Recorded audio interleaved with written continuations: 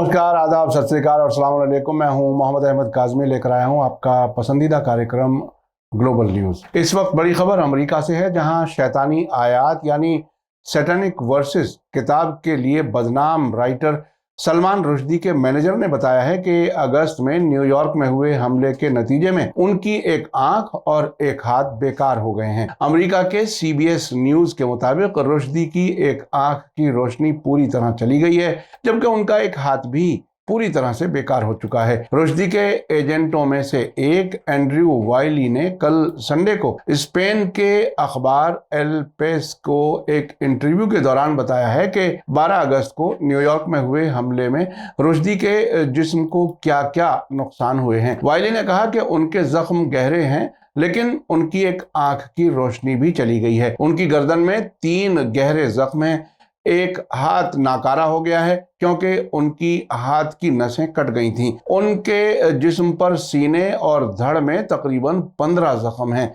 Security वजहों से वाइली ने अखबार को ये बताने से इनकार कर दिया कि क्या रुश्दी अब भी अस्पताल में हैं या उन्हें अस्पताल से छुट्टी मिल चुकी है। भारत के मूल के ब्रिटिश अमरीकी राइटर सलमान रुश्दी को 12 अगस्त को न्यूयॉर्क में न्यू जर्सी के एक 24 साल के जवान ने चाकू से भरे ऑडिटोरियम में हमला कर दिया था। उन पर न्यूयॉर्क में मौजूद चोटाउक्वा इंस्टीट्यूशन में लेक्चर देने से ठीक पहले हमलावर ने गर्दन और धड़ में चाकू मारकर हमले कर दिए। रुश्दी के मैनेजर वाइली ने उस वक्त कहा था कि उन्हें हमले में गहरे जख्मों के बाद अस्पताल ले जाया गया है, जिसमें उनके हाथ की नसों को नुकसान, जिगर पर जख्म और एक आंख का मुमकिन नुकसान शामिल है। आपको बता दूं कि सलमान रुश्दी की द सैटेनिक वर्सेस जो सितंबर 1988 में छपी थी, भारत के अलावा कई मुल्कों ने उस पर पाबंदी लगा दी थी।